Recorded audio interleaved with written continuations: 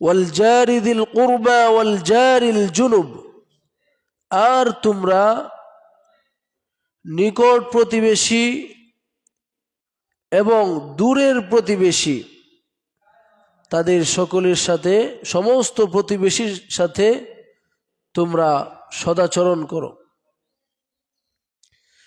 তাহলে আল্লাহ রাব্বুল আলামিন এই আয়াতে তিনি প্রতিবেশীর সাথে সুন্দর আচরণ এর নির্দেশ দিয়েছেন। বোঝা গেল প্রতিবেশীর সাথে যারা দুর্ব্যবহার করবে, প্রতিবেশীর সাথে যারা প্রতিবেশীর উপর যারা জুলুম করবে, এরা সুস্পষ্ট রূপে আল্লাহ রাব্বুল আলামিনের নির্দেশ লঙ্ঘন করছে। মুহতারাম হাজরিন, এই প্রতিবেশী এর এত হক যে এটা মানুষ কল্পনাও করতে পারবে না। এত বেশি হক থাকার কারণে নবী করিম সাল্লাল্লাহু আলাইহি ওয়াসাল্লাম তিনি ধারণা করেছিলেন আল্লাহ রাব্বুল আলামিন হয়তো এক প্রতিবেশীকে আরেক প্রতিবেশীর ওয়ারিস বানিয়ে দিবেন, এরকম ধারণা করেছিলেন। কিন্তু যেহেতু মিরাসের সম্পত্তির আলাদা বিধান যখন দিয়ে দেওয়া হয়েছে, তখন আর এই ধারণা দূর হয়ে গিয়েছে। নবী করিম সাল্লাল্লাহু আলাইহি ওয়াসাল্লাম বলেন, মা যালা ইউসিনি জিবরিল বিল জার হাত্তা যানানতু আন্নাহু সাইওয়ারিসুহু। সহিহ মুসলিমের হাদিস। নবী করিম সাল্লাল্লাহু আলাইহি ওয়াসাল্লাম বলেন, জিবরিল আলাইহিস সালাম আমাকে প্রতিবেশীর সাথে সুন্দর আচরণ, প্রতিবেশীর হক রক্ষা করার ব্যাপারে এত বেশি উপদেশ আমাকে দিচ্ছিলেন, আমি ধারণা করেছিলাম হয়তো তিনি এক প্রতিবেশীকে আরেক প্রতিবেশীর ওয়ারিস বানিয়ে দেন কিনা, যে একজন প্রতিবেশী মৃত্যুবরণ করলে তার সম্পত্তির ভাগ সে পাবে, এরকম ওয়ারিস বানিয়ে দেন কিনা, এরকম তিনি ধারণা করেছিলেন। তাহলে বোঝা গেল যে এটার কত গুরুত্ব। শুধু তাই নয়, এই প্রতিবেশীর হক এটা রক্ষা করা ঈমানী দায়িত্ব। প্রতিবেশীর হক রক্ষা করা ঈমানী দায়িত্ব।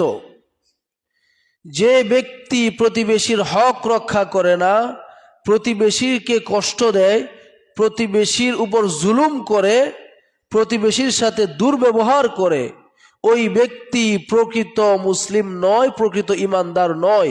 ওই ব্যক্তির ঈমানের মধ্যে ত্রুটি রয়েছে, অসম্পূর্ণ ঈমান সম্পন্ন ব্যক্তি সে, যদি সে তার প্রতিবেশীকে কষ্ট দেয়। এই প্রসঙ্গে সহিহ বুখারীতে এসেছে, নবী করিম সাল্লাল্লাহু আলাইহি ওয়াসাল্লাম একদিন তিনি বলতে লাগলেন, ওয়াল্লাহি লা ইউমিন, ওয়াল্লাহি লা ইউমিন, ওয়াল্লাহি লা ইউমিন। আল্লাহর কসম, সে ব্যক্তি পরিপূর্ণ ঈমানদার নয়। আল্লাহর কসম, সে ব্যক্তি পরিপূর্ণ ঈমানদার নয়। আল্লাহর কসম, সে ব্যক্তি পরিপূর্ণ ঈমানদার নয়। নবী সাল্লাল্লাহু আলাইহি ওয়াসাল্লাম এইভাবে 3 বার বললেন। সাহাবায়ে কেরাম বললেন, মান লা ইউমিনু ইয়া রাসূলুল্লাহ, আল্লাহর রাসূল কোন ব্যক্তি প্রকৃত ঈমানদার নয়, পরিপূর্ণ ঈমানদার নয়, কোন ব্যক্তি? তখন নবী করিম সাল্লাল্লাহু আলাইহি ওয়াসাল্লাম বললেন, আল্লাযী লা ইয়ামানু জারুহু বাওয়াইকাহু, যে প্রতিবেশীর থেকে তার অপর প্রতিবেশী তার তার অনিষ্ট থেকে নিরাপদ থাকে না, ওই প্রতিবেশী প্রকৃত ঈমানদার নয়। আপনি যদি কোনো ব্যক্তির প্রতিবেশী হন, আপনার বিপদ আপদ থেকে, আপনার ঝামেলা থেকে, আপনার কষ্ট থেকে আপনার দুর্ব্যবহার থেকে, জুলুম থেকে যদি আপনার অপর প্রতিবেশী সে নিরাপদে থাকতে না পারে, সে যদি নিরাপত্তা লাভ করতে না পারে, তাহলে আপনি প্রকৃত ঈমানদারই হতে পারেন নাই। নাউযু বিল্লাহি মিন যালিক।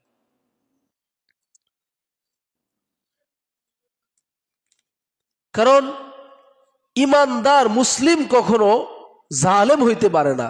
মুসলিমের সংজ্ঞা যেটা নবী করিম সাল্লাল্লাহু আলাইহি ওয়াসাল্লাম দিয়েছেন, মুসলিমকে আল মুসলিমু মান সালিমাল মুসলিমুনা মিন লিসানিহি ওয়া ইয়াদিহি। মুসলিম সেই ব্যক্তি যার কথাবার্তা থেকে এবং যার হাত থেকে, মানে কর্মকাণ্ড থেকে, যার জিহ্বা থেকে এবং যার হাত থেকে অপর মুসলিম নিরাপদে থাকে। অর্থাৎ সে তার কথাবার্তা দিয়ে কারো উপর জুলুম করে না, কাউকে গালিগালাজ করে না, কারোর সাথে দুর্ব্যবহার করে না, কারো গীবত করে না, কারো হক নষ্ট করে না কথাবার্তার মাধ্যমে। এবং যে ব্যক্তি কাউকে হাত দ্বারা কারো ক্ষতি করে না, কাউকে কারো অধিকার লঙ্ঘন করে না, কাউকে অন্যায়ভাবে মারে না, ওই ব্যক্তি হচ্ছে প্রকৃত ঈমানদার। সুতরাং যে প্রতিবেশী তার অপর প্রতিবেশীকে কষ্ট দিবে, নবী করিম সাল্লাল্লাহু আলাইহি ওয়াসাল্লাম বলছেন, যদি অপর প্রতিবেশীকে সে বিপদ, অপর প্রতিবেশী যদি তার বিপদ থেকে নিরাপদে থাকতে না পারে, তাহলে সেই ব্যক্তি প্রকৃত ঈমানদার নয়। কত কঠিন কথা। আমরা ঈমানকে মনে করেছি যে ঈমান একটা ঠুনকো বিষয়, এটা শুধু লা ইলাহা ইল্লাল্লাহ বললাম আর এটা ঠিক আছে। এটা মৃত্যু পর্যন্ত আমরা যত কুফরি করি, যত শিরিক করি, যত আকাম কুকাম যাই কিছু করি, ঈমান বিরোধী কাজকর্ম করি, আমাদের ঈমান পরিপূর্ণ আছে। অনেকে তো এমন কথাও বলে, আমি মাজারে সেজদা দিলে কি হবে, আমার ঈমান ঠিক আছে। আমি সালাত না পড়লে কি হবে, আমার ঈমান ঠিক আছে। তো কোনো ব্যক্তি যদি প্রতিবেশীকে কষ্ট দিয়ে মনে করে যে আমি প্রতিবেশীকে কষ্ট দিলে কি হবে, আমার ঈমান পরিপূর্ণ আছে, তাহলে এই ব্যক্তির কথা আর ওদের কথা সমান হয়ে যায়। নবী করিম সাল্লাল্লাহু আলাইহি ওয়াসাল্লাম বলতেছেন, ওয়াল্লাহি লা ইউমিন, আল্লাহর কসম ওই লোকটা ঈমানদার নয় যে ব্যক্তির প্রতিবেশী তার অনিষ্ট থেকে নিরাপদ থাকতে পারে না। ওই ব্যক্তি কিনা ঈমানদারই নয়, মানে পরিপূর্ণ ঈমানদার সে হতে পারে নাই। ঈমানের 70-এর উপরে শাখা প্রশাখা আছে। সমস্ত শাখা প্রশাখা যে ব্যক্তি মেনে চলবে, ওই ব্যক্তির ঈমান পরিপূর্ণ। একটা কম, সেখান থেকে তার ঈমান কম, এটা ধরা হবে। মুহতারাম হাজরিন, এরপরে নবী করিম সাল্লাল্লাহু আলাইহি ওয়াসাল্লাম তিনি কত কঠিনভাবে বলেছেন যে আপনি যদি ঈমানদার হয়ে থাকেন, আল্লাহর প্রতি বিশ্বাস থাকে, আখিরাতের প্রতি যদি বিশ্বাস থাকে, তাহলে আপনার দ্বারা কোনো অবস্থাতেই প্রতিবেশীকে কষ্ট দেওয়া কি হইতে পারে না, সম্ভব হতে পারে না। সহিহ বুখারীতে এসেছে, নবী করিম সাল্লাল্লাহু আলাইহি ওয়াসাল্লাম বলেন, মান কানা ইউমিনু বিল্লাহি ওয়াল ইয়াউমিল আখির ফালা ইউযি জারাহু। যে ব্যক্তি আল্লাহকে বিশ্বাস করে এবং আখিরাত দিবসকে বিশ্বাস করে, সে যেন তার প্রতিবেশীকে কোনো রকম কষ্ট না দেয়, তার প্রতিবেশীকে যেন কোনো রকম কষ্ট না দেয়। তাহলে বোঝা গেল আল্লাহকে বিশ্বাস করা, আখিরাতকে বিশ্বাস করা, এটার ফল হচ্ছে কি প্রতিবেশীকে কষ্ট না দেওয়া। অর্থাৎ যদি আপনি আল্লাহকে বিশ্বাস করেন, ঈমানদার হয়ে থাকেন, আখিরাতকে বিশ্বাস করেন, ঈমানদার হয়ে থাকেন, তাহলে আপনার দ্বারা কোনো অবস্থাতেই প্রতিবেশীকে কষ্ট দেওয়া কি হবে না, সম্ভব হবে না। যে ব্যক্তি আল্লাহকে বিশ্বাস করে, আখিরাতকে বিশ্বাস করে, সে ব্যক্তি যেন কোনো অবস্থাতেই কি না করে, প্রতিবেশীকে কষ্ট না দেয়। সুতরাং বোঝা গেল প্রতিবেশীকে কষ্ট দেওয়া এটা অনেকটা কুফরি কাজের মতো। কুফরি দুই প্রকার। এক প্রকার কুফরি হচ্ছে কুফরে আকবর, যেটা করার কারণে মানুষ ইসলামের দায়রা থেকে বের হয়ে যায়, মানে সে অমুসলিম হয়ে যায়। আরেক প্রকার কুফরি হচ্ছে কুফরে আসগর, যেটা করার কারণে মানুষ ইসলাম থেকে বের হয়ে যায় না, কিন্তু তার ঈমানের মধ্যে সমস্যা তৈরি হয়, ঈমানটা অসম্পূর্ণ হয়ে যায়। এর মধ্যে একটা কাজ হচ্ছে কি প্রতিবেশীকে কষ্ট দেওয়া। প্রতিবেশীর সাথে দুর্ব্যবহার করা, প্রতিবেশীর উপর জুলুম করা। মুহতারাম হাজরিন, শুধু তাই নয়, আমরা যে প্রতিবেশীকে কষ্ট দেওয়া থেকে বিরত থাকবো শুধু তাই নয়, বরং প্রতিবেশীকে সম্মান করতে হবে। প্রতিবেশীকে সম্মান করা, আমার এলাকায় যত প্রতিবেশী আসে, অমুসলিম হইলেও তাকে সম্মান করতে হবে। অমুসলিম দুই প্রকার, এক প্রকার হচ্ছে হারবি, যারা আমাদের সাথে যুদ্ধে লিপ্ত আছে, এদেরকে সম্মান করা যাবে না, মানে যুদ্ধ করতেছে আমাদের সাথে, কথা ইসরায়েল, ওদেরকে সম্মান করা যাবে না, মানে এরা হচ্ছে আমাদের সাথে যুদ্ধে লিপ্ত আছে, এদেরকে হত্যা করতে হবে যদি পারা যায়। যেমন বদরের যুদ্ধে, ওহুদের যুদ্ধে, অন্যান্য যুদ্ধে নবী সাল্লাল্লাহু আলাইহি ওয়াসাল্লাম কাফের থেকে হত্যা করেছেন। এরা কি সাধারণ কাফের ছিল নাকি হারবি কাফের ছিল? হারবি কাফের ছিল, যারা আমাদের সাথে যুদ্ধে লিপ্ত ছিল। আর আরেক প্রকার কাফের আছে যারা আমাদের সাথে কিনা যুদ্ধ করে না, মানে তারা মুসলিম সমাজে বসবাস করে, তারা মুসলিমদেরকে ক্ষতি করে না, যুদ্ধ টুদ্ধ কিছু করে না। এইরকম কাফের সাথেও, ওই রকম কাফেরও যদি আপনার প্রতিবেশী হয়, ওর সাথেও ভালো ব্যবহার করতে হবে। এটা আপনার ঈমানই দায়িত্ব, তাকে সম্মান করতে হবে। নবী করিম সাল্লাল্লাহু আলাইহি ওয়াসাল্লাম বলেন, মান কানা ইউমিনু বিল্লাহি ওয়াল ইয়াউমিল আখির ফালইউকরিম জারাহু। যে ব্যক্তি আল্লাহকে বিশ্বাস করে, আখিরাতকে বিশ্বাস করে, সে ব্যক্তি যেন তার প্রতিবেশীকে সম্মান করে। সুবহানাল্লাহ, এটা কত গুরুত্বপূর্ণ একটা বিষয়। আর এই হাদিসগুলিকে যদি আমরা সমাজে ফিট করতে পারি, একটা সমাজ সুন্দর হয়ে যাবে। সমাজ থেকে এক প্রতিবেশী আরেক প্রতিবেশীর সাথে সুন্দর আচরণ করবে, এক প্রতিবেশী আরেক প্রতিবেশীকে কষ্ট দেওয়া থেকে তখন বিরত থাকবে, এক প্রতিবেশী আরেক প্রতিবেশীকে সম্মান করবে, তখন একটা সুন্দর সমাজ প্রতিষ্ঠিত হওয়া সম্ভব হবে। আর যে সমাজে এক প্রতিবেশী আরেক প্রতিবেশীকে সম্মান করে না, এক প্রতিবেশী আরেক প্রতিবেশীকে কষ্ট দেয়, ওই সমাজটা একটা অসুস্থ সমাজ, ওই সমাজে কোনো শান্তি শৃঙ্খলা নাই। মুহতারাম হাজরিন, তাই আমাদের ঈমানি দায়িত্ব এর অন্তর্ভুক্ত হচ্ছে কি? প্রতিবেশীকে সম্মান করা ঈমানি দায়িত্ব। আপনি যদি চান আপনার ঈমানটা পরিপূর্ণ রাখতে, ঈমানের যে 70 শাখা প্রশাখা আছে, এর মধ্যে একটা কি? এটা প্রতিবেশীকে সম্মান করা, প্রতিবেশী কষ্ট না দেওয়া, এটা ঈমানের 70 শাখা প্রশাখার মধ্যে একটা। এটা যদি কমে যায়, আপনার ঈমান একটু কমে যাবে। মুহতারাম হাজিরিন, সেজন্য নবী সাল্লাল্লাহু আলাইহি ওয়াসাল্লাম বলেছেন, মান কানা ইউমিনু বিল্লাহি ওয়াল ইয়াউমিল আখির ফালইউকরিম জারাহু। যে ব্যক্তি আল্লাহকে বিশ্বাস করে, আখিরাতে বিশ্বাস করে, সে ব্যক্তি যেন অবশ্যই কি করে? তার প্রতিবেশীকে সম্মান করে। মুহতারাম হাজরিন, এখন কথা হচ্ছে, আমরা কি শুধু আমাদের প্রতিবেশীকে কষ্ট দেব না আর তাদেরকে সম্মান করব, এটুকু সীমাবদ্ধ থাকবো না? প্রতিবেশী খাইলো কিনা, প্রতিবেশী কোনো বিপদে আছে কিনা, সেটার খোঁজ খবর নিতে হবে এবং তার এই বিপদ আপদ থেকে তাকে উদ্ধার করার চেষ্টা করতে হবে। আপনাকে শুধু স্বার্থপর হলে হবে না। আমি টাকা কামাচ্ছি আর আমি আমার পরিবার নিয়ে ব্যস্ত আছি, পাশের ফ্যামিলির লোকেরা কি খাইলো কিনা খোঁজ খবর নিলাম না, এটা প্রকৃত ইমানদারের কাজ হইতে পারে না।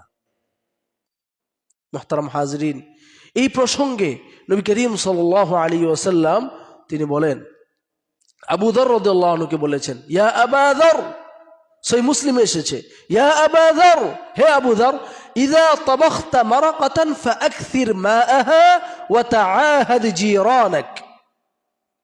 হে আবু যর, তুমি যখন একটু তরকারি রান্না করবে, ঝুল জাতীয় ভালো গোশতের তরকারি, এরকম ভালো কোনো তরকারি রান্না করবে, তখন এর মধ্যে একটু পানি বেশি করে দিও।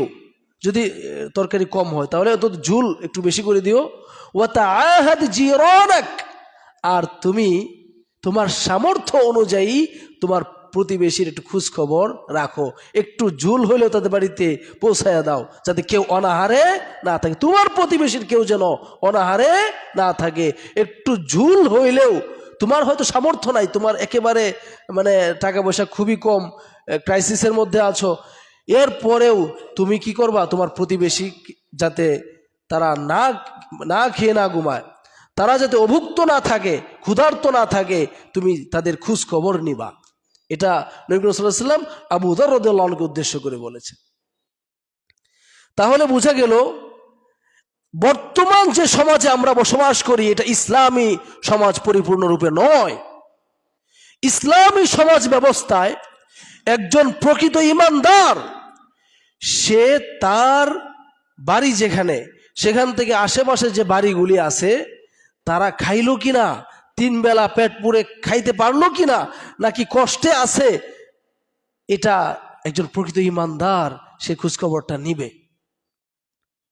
নবী করিম সাল্লাল্লাহু আলাইহি ওয়াসাল্লাম আবু যর রাদিয়াল্লাহু আনহুকে তিনি এটারই নির্দেশ দিয়েছেন, শুধু তুমি নিজেকে নিয়ে ব্যস্ত থাকো না, তোমার প্রতিবেশী খাইলো কিনা খোঁজ খবর নাও। সামর্থ্য থাকলে তো বেশি তরকারি দিবা, কিন্তু যদি সামর্থ্য কমও থাকে তখন কি করবা, অন্তত একটু ঝুল বাড়ায় দিবা, যাতে একটু ঝুলও হলেও তাদের বাড়িতে পৌঁছে দেওয়া যায়। কত সুন্দর হাদিস! এগুলি যদি আমরা আমাদের সমাজে প্রতিষ্ঠিত করতে পারি তাহলে আমাদের সমাজটা সুন্দর হয়ে যাবে। মুহতারাম হাজিরিন, এরপরে আমাদের সমাজ থেকে এখন এই সমস্ত বিষয় একেবারে উঠে যাচ্ছে। এর মধ্যে একটা বিষয় হচ্ছে এক প্রতিবেশী আরেক প্রতিবেশীকে হাদিয়া দেওয়া। এক প্রতিবেশী আরেক প্রতিবেশীকে কি দেওয়া? হাদিয়া দেওয়া। এটা রাসূলের জামানাতে ছিল। রাসূল সাল্লাল্লাহু আলাইহি ওয়াসাল্লাম জামানায় এই আমলটা জারি ছিল। এক মুসলিম মানে তার যে প্রতিবেশী যারা ছিল, তার বাড়ির আশপাশের যারা মানুষ ছিল, এদের সাথে সে সুসম্পর্ক বজায় রাখত এবং বিভিন্ন সময়ে সময়ে তাদের কাছে বিভিন্ন রকমের হাদিয়া প্রেরণ করত। এভাবে দেখা যাইতো মানে সমাজের যে একটা বন্ডিং, একটা মিল, একটা ভালোবাসা, এটা সমাজের মধ্যে তখন সুন্দরভাবে থাকতো। আর যে সমাজের লোকেরা একে অপরকে খুঁজি নেয় না, হাদিয়া দিবে দূরের কথা, ওই সমাজে তখন দেখা যায় ডাকাত পড়লে তখন বলে ওদের ঘরে ডাকাত পড়ছে, আমার কি হয়েছে, আমি লেপ মুড়ি দিয়ে শুয়ে থাকি, আমার কোনো সমস্যা হয় নাই। কিন্তু যে সমাজ এরকম ভাবে একে অপরকে সাহায্যে এগিয়ে আসে, তখন আপনি যে একদিন ওকে সাহায্য করলেন, হাদিয়া দিলেন, এই যে মিল রাখলেন, আপনার বাড়িতে ডাকাত পড়লে, আপনার বাড়িতে যদি কোনো ধর্ষক আসে ধর্ষণ করতে, আপনার মেয়েকে তুলে নিয়ে যাইতে আসে, তখন অবশ্যই সে চিন্তা করবে এই লোকটা তো আমাকে হাদিয়া দেয়, আমার বিভিন্ন আমি খাইলাম কিনা আমার খোঁজ খবর রাখে, আমার বিভিন্ন আপদ বিপদে সে আসে, আমার প্রতিবেশী সে, তাহলে সে আমার বিপদ আপদে এগিয়ে আসে, তার বিপদ আপদে আমিও এগিয়ে যাই, এটা চিন্তা করে তখন সে আসবে।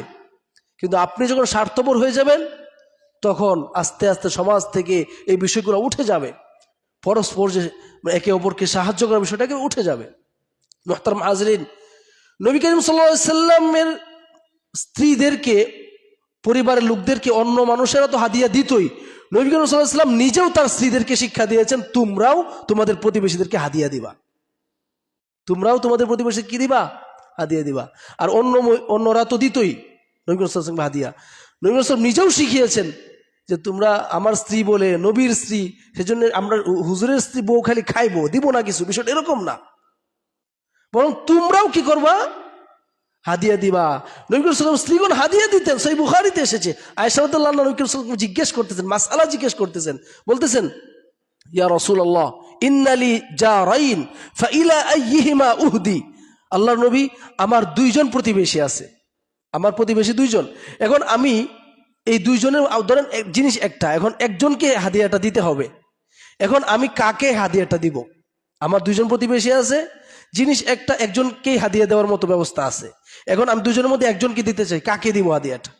তখন নবী সাল্লাল্লাহু আলাইহি ওয়াসাল্লাম বলেছেন ইলা আকরাবিহিমা মিনকি বাবান, যার দরজাটা, যার বাড়িটা তোমার বাড়ির চেয়ে বেশি নিকটে, তুমি তাকে আগে হাদিয়াটা দিবা।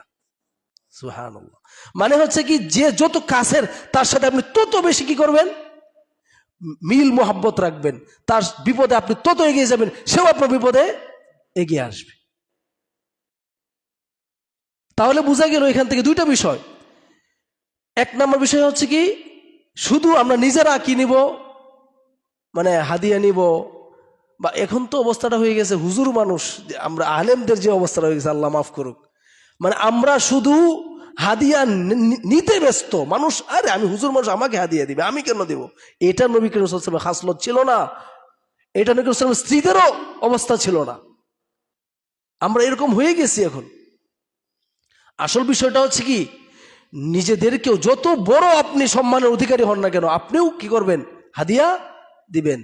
এবং এখান থেকে যে মাসআলাটা হাদিস থেকে শিক্ষণীয় সেটা হচ্ছে প্রতিবেশীদের মধ্যে যার ঘরটা সবচেয়ে বেশি নিকটবর্তী তার সাথে আপনি বেশি সম্পর্ক রাখবেন, তাকে আপনি তত বেশি হাদিয়া দিবেন। অন্য অন্য লোকদেরকে হাদিয়া দেওয়ার আগে তাকে আপনি হাদিয়া দিবেন, এরপরে যার বাড়ি কাছে, এরপরে যার বাড়ি কাছে, এরপরে যার বাড়ি দূরে, এরপরে যার বাড়ি দূরে, এভাবে এভাবে আর কি হাদিয়াটা আপনি পৌঁছে দিবেন। বুঝা গেল? হাদিয়া দেওয়ার প্রচলন এটা নবী করিম সাল্লাল্লাহু আলাইহি ওয়াসাল্লাম জামানায় ছিল, নবী করিম সাল্লাল্লাহু আলাইহি ওয়াসাল্লাম স্ত্রীগণ দিতেন, কিন্তু এখন এটা উঠে গেছে, প্রায় নাই বললেই চলে। এগুলা আবার যে সমাজে প্রতিষ্ঠিত হবে, নবী করিম সাল্লাল্লাহু আলাইহি ওয়াসাল্লাম জামানার মানুষরা যেভাবে সুখ শান্তিতে ছিল, আবার মানুষেরা একই, ওই সমাজের মানুষেরা একই সুখ শান্তিতে থাকবে, একইভাবে সুখ শান্তিতে থাকবে। মুহতারাম হাজিরিন, শুধু তাই নয়, এখন কথা হচ্ছে, কথার কথা, আমি একটু বড় লোক মানুষ, আমার প্রতিবেশী একটু গরিব, সে হয়তো একটা ছোট কোনো বিষয় হাদিয়া দিল, এখন কি আমি এটা ঘৃণা করব? আমি কোটিপতি মানুষ, সে আমাকে একটা ছোট বিষয় হাদিয়া দিছে, এটা আমি নিব না, নেওয়ার দরকার নেই, তুমি নিয়ে যাও, এটা বলবো? এটা বলা নিকৃষ্টতম কাজ, এটা কোনো অবস্থাতে বলা যাবে না। নবী সাল্লাল্লাহু আলাইহি ওয়াসাল্লাম নিষেধ করেছেন এই ধরনের কাজ থেকে। নবী সাল্লাল্লাহু আলাইহি ওয়াসাল্লাম বলেছেন, সহিহ বুখারীতে এসেছে যে লা তাহকিরান্না জারাতুন লিজারাতিহা ওয়ালাউ ফিরসানা শাতিন, তোমাদের একজন প্রতিবেশী যদি আরেকজনকে একটা তুচ্ছ জিনিস, মানে উটের খুর, মানে তুচ্ছ, আরবরা এটাকে বেশি গুরুত্ব দিত না, অল্প পরিমাণ গোশত থাকে সেখানে উটের খুরের মধ্যে, এরকম কোন জিনিসও যদি তোমাদেরকে কেউ হাদিয়া দেয়, তখন তোমরা এই হাদিয়াকে অবজ্ঞা করবে না, এই হাদিয়াটাকে অবজ্ঞা করবে না। তাহলে এক প্রতিবেশী আরেক প্রতিবেশীকে হাদিয়াও দিবে, এবং সেটা যত ছোট হোক, অপর প্রতিবেশী সেটাকে অবজ্ঞা করতে পারবে না। মুহতারাম হাজিরিন, শুধু তাই নয়, একইভাবে একজন প্রতিবেশীর উপর দায়িত্ব এবং কর্তব্য হচ্ছে তার অপর প্রতিবেশীর মান ইজ্জত রক্ষা করা, তার অপর প্রতিবেশীর ফ্যামিলির লোক যারা আছে তাদের সাথে ভালো আচরণ করা, কুনজরে না তাকানো। বিশেষ করে মহিলাদের ব্যাপারে, আপনার প্রতিবেশী এর সাথে জেনা করলে যে গুনাহ হবে, দূরের মানুষের কোনো মহিলার সাথে জেনা করলে এত গুনাহ হবে না। দুটোটাই গুনাহ, দুটোটাই কবিরা গুনাহ, কিন্তু একটু কি আছে, পার্থক্য আছে এখানে। নবী করিম সাল্লাল্লাহু আলাইহি ওয়াসাল্লাম, যদিও জেনাটা কবিরা গুনাহ, কিন্তু এর মধ্যে এটা হচ্ছে আকবারুল কাবাইর, মানে বড় গুনার মধ্যেও বড় গুনাহ। বড় গুনার মধ্যেও বড় গুনাহ হচ্ছে কি, আপনি যদি আপনার প্রতিবেশীর কোনো মহিলার সাথে জেনায় লিপ্ত হয়ে যান। আস্তাগফিরুল্লাহ ওয়া আতুবু ইলাইহি। এই প্রসঙ্গে সহিহ বুখারীতে এসেছে, নবী সাল্লাল্লাহু আলাইহি ওয়াসাল্লামকে জিজ্ঞেস করা হয়েছে, আইয়ু যানবি আ'যামু ইনদাল্লাহ, আল্লাহর নবী, কোন গুনাহগুলা সবচেয়ে বড়? বড় গুনাহ তো অনেক আছে, এর মধ্যে কোন গুনাহগুলা সবচেয়ে বড়? তখন নবী সাল্লাল্লাহু আলাইহি ওয়াসাল্লাম বলেছেন, আন তাজআলা লিল্লাহি নিদ্দান ওয়া হুয়া খালাকাক, যে আল্লাহ তোমাকে সৃষ্টি করেছেন সেই আল্লাহর কোনো সমকক্ষ বানায় নেওয়া, এটা হচ্ছে সবচেয়ে বড় কবিরা গুনাহ। তা শিরক করা, এটা হচ্ছে কি সবচেয়ে বড় কবিরা গুনাহ। এরপরে জিজ্ঞেস করা হচ্ছে, থুম্মা আইয়ু, এই শিরকের পরে সবচেয়ে বড় গুনাহ কোনটা? তখন নবী সাল্লাল্লাহু আলাইহি ওয়াসাল্লাম বলেছেন যে আন তাকতুলা ওয়ালাদাকা খাশিয়াতা আন ইয়াতআমা মা'ak, যে তুমি তোমার সন্তান তোমার সাথে ভাত খাবে, তোমার সাথে খানা পিনা করবে, তুমি তাকে ভরণ পোষণ দিবে, এই ভয়ে তুমি তোমার সন্তানকে হত্যা করে ফেললা, এটা হচ্ছে সবচেয়ে বড় গুনাহ, এটা করা যাবে না। এটা তো দুই রকমের আছে। এখন কি করা হয়, এই যে অনেক মানুষ আছে অ্যাবর্শন করে ফেলে, সন্তান একেবারে পেটে অনেক সময় ভ্রূণ চলে আসছে, এরপরে ওটাকে হত্যা করে ফেলে। এই যে জিনিসটা, এটা কিন্তু এরকম কবিরা গুনাহ, যে আপনি একটু ভরণ পোষণ দিবেন তাকে, সন্তানটার খানা পিনা করাবেন, এই জন্য আপনি হত্যা করে ফেলতেছেন, এটা দ্বিতীয় কবিরা গুনাহ। তৃতীয় কবিরা গুনাহ নবী সাল্লাল্লাহু আলাইহি ওয়াসাল্লাম কোনটাকে বলেছেন? ওয়া আন তুজানি হালিলাতা জারিক, তুমি তোমার প্রতিবেশীর স্ত্রীর সাথে জেনা করা, এটা হচ্ছে বড় কবিরা, কবিরা গুনাহগুলোর মধ্যে আরো বড় কবিরা গুনাহ। তাহলে বোঝা গেল আপনার প্রতিবেশী যারা আছে, যত মহিলা, আপনার প্রতিবেশীর ফ্যামিলিতে যত মহিলা আছে, তাদের দিকে আপনি কোন নজরে তাকাইতে পারবেন না। এবং জেনা করা তো প্রশ্নই আসে না। এটা হচ্ছে কি, মানে কবিরা গুনাহগুলোর মধ্যে আরো বড় কবিরা গুনাহ, ধ্বংসাত্মক একটা বিষয়। মুহতারাম হাজিরিন, শুধু তাই নয়, এই প্রতিবেশী যাকে ভালো বলবে সেই হচ্ছে কি আল্লাহর কাছে ভালো মানুষ। আর যার প্রতিবেশী তাকে খারাপ বলবে সে হচ্ছে আল্লাহর কাছে খারাপ মানুষ। প্রতিবেশী হচ্ছে আপনার সার্টিফিকেট। প্রতিবেশী হচ্ছে কি আপনার সার্টিফিকেট, যে আপনার চরিত্র ভালো কিনা, আপনার আচার আচরণ ভালো কিনা, আপনি মানুষ হিসেবে ভালো কিনা, এটার সার্টিফিকেট কারা দিবে? প্রতিবেশীরা সেই সার্টিফিকেট দিবে। যদি প্রতিবেশীরা আপনাকে বলে আপনার মতো মানুষই হয় না, আপনি খুবই ভালো মানুষ, তাহলে আপনি আল্লাহর কাছেও ভালো মানুষ। আর যদি আপনার প্রতিবেশীরা আপনাকে খারাপ সার্টিফিকেট দেয়, যে ও একেবারে লম্পট, ও একেবারেই মানে দুশ্চরিত্রের একটা লোক, তাহলে আসলে আপনি আল্লাহর কাছে একজন খারাপ মানুষ হিসেবে কি বিবেচিত হবেন।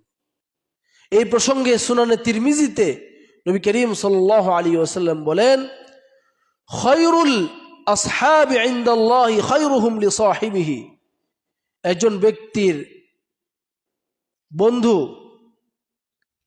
মানে সবচেয়ে ভালো বন্ধু সে ব্যক্তি, মানে সবচেয়ে উত্তম বন্ধু হলো যে ব্যক্তি তার বন্ধুর সাথে, আল্লাহর কাছে সে বন্ধুটা সবচেয়ে উত্তম, যে বন্ধুটা তার অপর বন্ধুর কাছে কি উত্তম। এরপরে রাসূল সাল্লাল্লাহু আলাইহি ওয়াসাল্লাম বলতেছেন, ওয়া খায়রুল জিরানি ইনদাল্লাহি খায়রুহুম লিজারিহি। প্রতিবেশীর মধ্যে ওই প্রতিবেশীটা আল্লাহর কাছে সবচেয়ে উত্তম যে ব্যক্তি তার অপর প্রতিবেশীর কাছে সবচেয়ে উত্তম। তাহলে বোঝা গেল প্রতিবেশীর কাছে আপনি উত্তম হইতে পারলে আল্লাহর কাছে উত্তম হতে পারবেন, আর প্রতিবেশীর কাছে খারাপ থাকলে আপনিও আল্লাহর কাছে কি খারাপ হয়ে যাবেন। সেজন্যে এই প্রতিবেশীর হকের যে বিষয়টা, এটা অত্যন্ত গুরুত্বপূর্ণ একটা বিষয়। মুহতারাম হাজিরিন, আমরা প্রথমে যে আয়াতটা তেলাওয়াত করেছিলাম, আল্লাহ তাআলা সেখানে কি বলেছেন? সূরা নিসা এর 36 নম্বর আয়াত, যেখানে আল্লাহ রাব্বুল আলামিন বলেন ওয়াবুদুল্লাহ। দেখেন কত গুরুত্বপূর্ণ বিষয়, মানে কত গুরুত্বপূর্ণ জিনিসের সাথে প্রতিবেশীর জিনিসটাকেও আল্লাহ তাআলা উল্লেখ করেছেন। আল্লাহ তাআলা প্রথমে উল্লেখ করেছেন ওয়াবুদুল্লাহ, তোমরা এককভাবে আল্লাহর ইবাদত করবে, তাওহীদ। এরপরে ওয়ালা তুশরিকু বিহি শাইআ, তোমরা আল্লাহর সাথে কাউকে শরীক করবে না। ওয়াবিল ওয়ালিদাইনি ইহসানা, এবং তোমরা পিতা মাতার সাথে সুন্দর আচরণ করবে। এই তিনটা বিষয় কত গুরুত্বপূর্ণ বিষয়। ওয়াবিদিল কুরবা, এবং তোমরা তোমাদের যে বিশেষ করে একেবারে রক্তের সম্পর্কের যারা আছে, আত্মীয় স্বজন, এদের সাথে ভালো আচরণ করবে। এরপরে ওয়াল ইয়াতামা ওয়াল মাসাকিন, এতিম মিসকিনদের সাথে ভালো আচরণ করবে। এরপরে আল্লাহ রাব্বুল আলামিন বলতেছেন ওয়াল জারিল কুরবা ওয়াল জারিল জুনুব, নিকট প্রতিবেশী এবং দূর প্রতিবেশী সকলের সাথেই তোমরা ভালো ব্যবহার করবে। দূর প্রতিবেশী কিরকম? যেমন অন্য এলাকার মানুষ, আপনি একটা দোকানে বসে, কথার কথা আপনি একটা চা খাচ্ছেন, আপনার সাথে যারা বসে আছে তারা ওই সময়ের জন্যে, সাময়িক সময়ের জন্যে কি আপনার প্রতিবেশী। একটা গাড়িতে সর হয়ে আপনি কোথাও যাচ্ছেন, সেখানে আপনার পাশে বসা মানুষগুলাও সাময়িক সময়ের জন্য হলে আপনার প্রতিবেশী। সেখানেও তাদের সাথে আপনার ভালো আচরণ করতে হবে এবং তাদেরকে সম্মান করতে হবে। তাদেরকে কোনো রকম কষ্ট দেওয়া যাবে না। তাদেরকে সম্মান করা এবং তাদেরকে কষ্ট দেওয়া থেকে বিরত থাকা, এটা হচ্ছে আপনার ঈমানি দায়িত্ব, যেগুলি আমরা আগেই উল্লেখ করেছি। নবী করিম সাল্লাল্লাহু আলাইহি ওয়াসাল্লাম ওই ব্যক্তিকে, নবী সাল্লাল্লাহু আলাইহি ওয়াসাল্লাম একদিন বলেছেন ওয়াল্লাহি লা ইউমিন ওয়াল্লাহি লা ইউমিন ওয়াল্লাহি লা ইউমিন, আল্লাহর কসম ওই লোকটা ঈমানদার নয়, আল্লাহর কসম ওই লোকটা ইমানদার নয়, আল্লাহর কসম ওই লোকটা ইমানদার নয়। নবী করিম সাল্লাল্লাহু আলাইহি ওয়াসাল্লাম 3 বার কসম খেয়ে বলেছেন ইমানদার নয়। এরপরে নবী করিম সাল্লাল্লাহু আলাইহি ওয়াসাল্লাম জিজ্ঞেস করা হলো ওয়ামান লা ইউমিন ইয়া রাসূলুল্লাহ, আল্লাহ রাসূল কোন ব্যক্তিটা ইমানদার নয়? তখন নবী করিম সাল্লাল্লাহু আলাইহি ওয়াসাল্লাম বলেছেন আল্লাযী লা ইয়ামানু জারুহু বাওয়াইকাহু, যে প্রতিবেশীর থেকে যে প্রতিবেশীর অনিষ্ট থেকে তার অপর প্রতিবেশীটা নিরাপদ থাকতে পারে না, ওই প্রতিবেশীটা সবচেয়ে ওই ব্যক্তি প্রতিবেশী ইমানদার নয়, অর্থাৎ সে পরিপূর্ণ ইমানদার নয়। ইমানের যে 70টা শাখা প্রশাখা আছে এর মধ্যে একটা কি বললাম? প্রতিবেশীর সাথে সুন্দর আচরণ করা, প্রতিবেশীকে কষ্ট না দেওয়া। আপনি যদি চান যে আপনার ইমানটা পরিপূর্ণ থাক, তাহলে ইমানের শাখা প্রশাখা কয়টা বললাম? 70-এর কিছু অধিক শাখা প্রশাখা আছে। এই সমস্ত শাখা প্রশাখার ব্যাপারে আপনাকে সজাগ থাকতে হবে, সবগুলির ব্যাপারে আপনাকে সজাগ থেকে সবগুলি পালন করতে হবে। এর মধ্যে আজকের যে বিষয়টা সেটা হচ্ছে কি? প্রতিবেশীর সাথে সুন্দর আচরণ করা, প্রতিবেশীকে কষ্ট না দেওয়া, প্রতিবেশীর বিপদ, নিজের যত রকমের কষ্ট দেওয়া যায় এই সবগুলা থেকে বিরত থাকা, এটা হচ্ছে একজন ব্যক্তির ঈমানি দায়িত্ব। নবী করিম সাল্লাল্লাহু আলাইহি ওয়াসাল্লাম তার বিষয়টাকে এত গুরুত্বের সাথে উল্লেখ করেছেন, প্রতিবেশীর হকটাকে এত গুরুত্বের সাথে উল্লেখ করেছেন যে জিবরিল আলাইহিস সালাম বারবার তিনি নবী করিম সাল্লাল্লাহু আলাইহি ওয়াসাল্লামের কাছে আসতেন, এসে প্রতিবেশী সম্পর্কে তিনি নবী করিম সাল্লাল্লাহু আলাইহি ওয়াসাল্লামকে উপদেশ দিতেন যে আপনি আপনার উম্মতকে বুঝান তারা যাতে প্রতিবেশীর সাথে ভালো আচরণ করে, আপনি আপনার উম্মতকে বুঝান তারা যাতে প্রতিবেশীর সাথে ভালো আচরণ করে। এভাবে জিবরিল আলাইহিস সালাম বারবার নবী করিম সাল্লাল্লাহু আলাইহি ওয়াসাল্লামের কাছে এসেছেন এবং এসে প্রতিবেশীর হক সম্পর্কে, প্রতিবেশীর সাথে ভালো আচরণ করা সম্পর্কে নবী করিম সাল্লাল্লাহু আলাইহি ওয়াসাল্লামকে বারবার তিনি উপদেশ দিয়েছেন এবং উম্মতকে উপদেশ দেওয়ার কথা বলেছেন। সহিহ মুসলিমে এই ঘটনাটা এসেছে। নবী করিম সাল্লাল্লাহু আলাইহি ওয়াসাল্লাম বলেন মা যালা জিবরিল ইউসিনি বিল জার, জিবরিল আলাইহিস সালাম বারবার আমাকে তিনি প্রতিবেশীর সাথে সুন্দর আচরণ এর উপদেশ দিয়েছেন, বারবার উপদেশ দিয়েছেন, এত বেশি উপদেশ দিয়েছেন যে এটাকে এত গুরুত্ব দিতে লাগলেন জিবরিল আলাইহিস সালাম। আমার কাছে হাত্তা যানান্তু, আমার কাছে মনে হইতে লাগলো আন্নাহু সাইওয়ারিসুহু, প্রতিবেশীকে মনে হয় নবী করিম সাল্লাল্লাহু আলাইহি প্রতিবেশীকে মনে হয় আল্লাহ রাব্বুল আলামিন এক প্রতিবেশীকে আরেক প্রতিবেশীর ওয়ারিস বানায় দিবেন, উত্তরাধিকারী বানায় দিবেন। এখন কি আমরা উত্তরাধিকার কারা হয়? সাধারণত একেবারে নিকটাত্মীয় ব্লাড সম্পর্কে বা এরকম একেবারে ক্লোজ মানুষেরা কি হয়? আপনার উত্তরাধিকারী হয়, ওয়ারিস হয়। এত বেশি পরিমাণে প্রতিবেশীর সাথে ভালো আচরণ, প্রতিবেশী কষ্ট না দেওয়ার ব্যাপারে এত বেশি উপদেশ দিচ্ছিলেন জিবরিল আলাইহিস সালাম নবী করিম সাল্লাল্লাহু আলাইহি ওয়াসাল্লামকে, উনি ধারণা করছিলেন এখন মনে হয় জিবরিল আলাইহিস সালাম এক প্রতিবেশীকে আরেক প্রতিবেশীর কি বানায় দিবেন? উত্তরাধিকারী বানায় দিবেন। তাহলে এটা এত গুরুত্বপূর্ণ একটা বিষয়। আমরা তো খামখেয়ালি মনে করি আমার প্রতিবেশী সে থাক তার মতো, আমি থাকি আমার মতো। বিষয়টা এরকম নয়। তাই অবশ্যই অবশ্যই এই প্রতিবেশীর হক সম্পর্কে আমাদের সজাগ থাকতে হবে। এই প্রতিবেশীর আরেকটা হক হচ্ছে হাক্কুস শুফা। হাক্কুস শুফা কাকে বলে? দুইজন ব্যক্তি একটা জমির মালিক হয়েছে। এখন কথার কথা একজন ব্যক্তি তার অংশটা বিক্রি করে দিবে, দুইজনে মিলে একটা জমির কি মালিক। এখন সে কি করবে?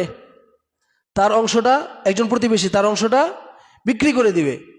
তাহলে সে এই অংশটা শরীয়তগতভাবে বিক্রি করতে পারবে না, তার এই প্রতিবেশী যারা অন্য কারো কাছে বিক্রি করতে পারবে না। তাহলে ইসলামী শরীয়ত প্রতিবেশীকে কত গুরুত্ব দিয়েছে। তবে যদি প্রতিবেশী অনুমতি দেয়, যদি বলে না আমার কেনার মতো কি নাই, সামর্থ্য নাই, বা আমি কিনবো না, তাহলে সে অন্য কারো কাছে বিক্রি করতে পারে। আর যদি বলে না আমার সামর্থ্য আছে আমি কিনবো, তাহলে তার এই প্রতিবেশী ছাড়া আর কারো কাছে জমিটা সে বিক্রি করতে পারবে না। এটা হচ্ছে শরীয়তের মাসআলা। সহিহ বুখারীতে এসেছে আল জারু আহাক্কু বিসাবাকাতিহি, যে প্রতিবেশী তার সুফার বেশি অধিক হকদার। অর্থাৎ একই জমি দুইজন মালিক, আপনার প্রতিবেশীর অনুমতি ছাড়া আপনি এটা অন্য কারো কাছে বিক্রি করতে পারবেন না। সে যদি চায় কিনে নিতে, সেই কিনে নিবে, আর যদি সে অনুমতি দিয়ে দেয় অন্য কারো কাছে বিক্রি করতে পারবেন। এভাবে আপনার প্রতিবেশী সম্পর্কে নবী করিম সাল্লাল্লাহু আলাইহি ওয়াসাল্লাম অনেক কথা বলেছেন। তাহলে আমরা মোটা দাগে কয়টা বিষয় আলোচনা করলাম? এক নম্বর হচ্ছে প্রতিবেশীর সাথে ভালো আচরণ করা কার নির্দেশ?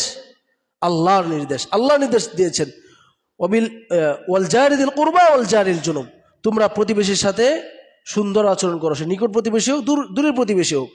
এবং জিবরিল আলাইহিস সালাম বারবার নবী করিম সাল্লাল্লাহু আলাইহি ওয়াসাল্লামকে প্রতিবেশী সম্পর্কে এত বেশি উপদেশ দিতেন বারবার, যে নবী করিম সাল্লাল্লাহু আলাইহি ওয়াসাল্লাম মনে করছিলেন যে এখন মনে হয় প্রতিবেশীকে ওয়ারিস বানিয়ে দিবেন আরেক প্রতিবেশীর।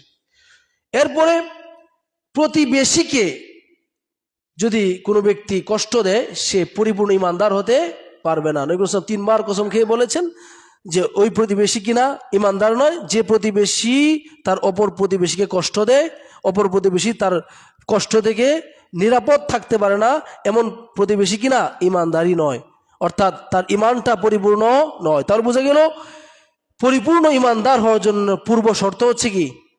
প্রতিবেশীর সাথে ভালো আচরণ করা। আমরা যারা চাই পরিপূর্ণ ইমান নিয়ে মরতে, প্রতিবেশীর সাথে ভালো আচরণ করতে হবে, এটা গুরুত্বপূর্ণ একটা বিষয়। এরপরে প্রতিবেশীকে সম্মান করাও এটা ইমানের অন্তর্ভুক্ত। এরপরে হচ্ছে প্রতিবেশী খাইলো কিনা, প্রতিবেশী কোনো বিপদে আছে কিনা, এগুলা রক্ষণাবেক্ষণ করা, এটাও মুসলিম হিসেবে আপনার দায়িত্ব এবং কর্তব্যের মধ্যে পড়ে। এরপরে প্রতিবেশীকে হাদিয়া দেওয়া, প্রতিবেশী যদি আপনাকে হাদিয়া দেয় সেটা তুচ্ছ হাদিয়া হইলেও সেটা গ্রহণ করা। এরপরে প্রতিবেশীর মহিলাদের দিকে বাজে নজরে না তাকানো, এটা আকবারুল কাবায়ের, এটা একেবারে মানে বড় গুনাহগুলোর মধ্যে বড় গুনাহ। এরপরে হচ্ছে আপনি যদি আপনার প্রতিবেশীর কাছে ভালো হন, তাহলে আল্লাহর কাছেও আপনি কি ভালো মানুষ হিসেবে কি হবেন? বিবেচিত হবেন। আর প্রতিবেশীর কাছে আপনি খারাপ হইলে আল্লাহর কাছেও আপনি খারাপ হিসেবে বিবেচিত হইবেন। তাহলে বুঝা গেল প্রতিবেশী হচ্ছে আপনার সার্টিফিকেট। অবশ্যই আপনি তার সাথে ভালো আচরণ করতে বাধ্য। তার উপর জুলুম এবং নির্যাতন এগুলি থেকে তাকে নিরাপত্তা দিতে আপনি বাধ্য, অন্যথায় আপনি আল্লাহর কাছে নিকৃষ্ট মানুষ হিসেবে বিবেচিত হবেন। আল্লাহ রাব্বুল আলামিন আমরা প্রতিবেশীর হক সম্পর্কে যে সমস্ত কোরআন ও হাদিসে যে সমস্ত আয়াত বললাম এবং হাদিস বললাম, এগুলির উপর আমাদেরকে আল্লাহ রাব্বুল আলামিন আমল করার তৌফিক দান করুন। আমিন। أقول قولي هذا وأستغفر الله لي ولكم ولسائر المسلمين من كل ذنب فاستغفروه وأتوبوا إليه إنه هو التواب الرحيم.